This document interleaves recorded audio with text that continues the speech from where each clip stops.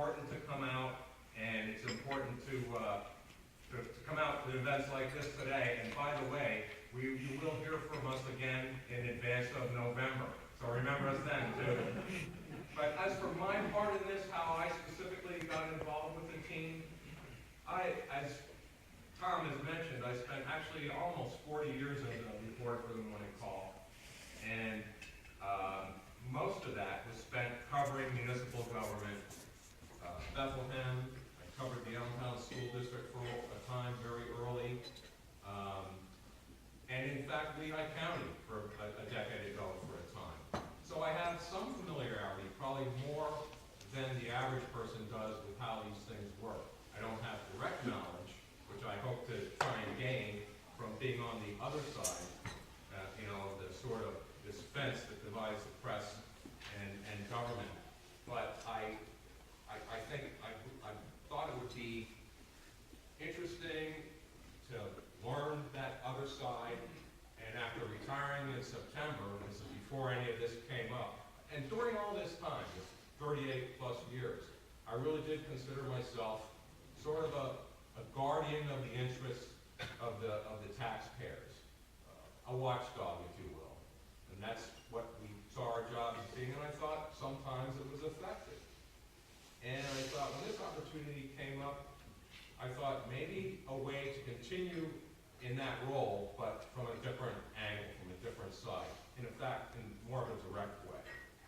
And so, having followed county government somewhat, even after I stopped covering the county, I did recognize what Tom's talking about is the reform slate, Tea Party group, whatever you want to call them.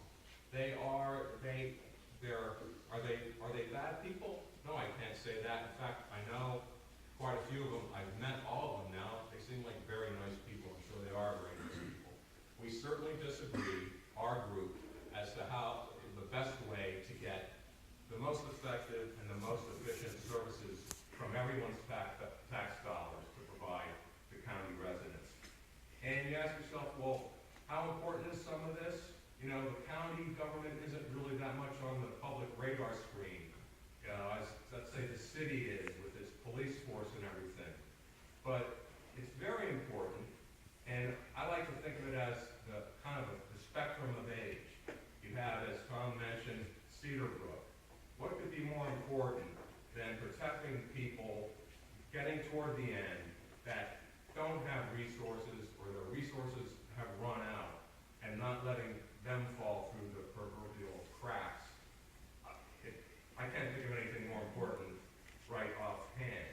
And then you look at the other end of the age spectrum, and we have children and youth services. What could be more important than investigating and effectively dealing with these situations where kids are being neglected and abused? I mean, that's important stuff. In between, you have the prison, you've got the courts and the justice system, the DA, and don't forget the public defenders, which are just as necessary. We probably disagree mostly with our Republican friends too on the ones that say, well, government should only provide the very necessary services and nothing else.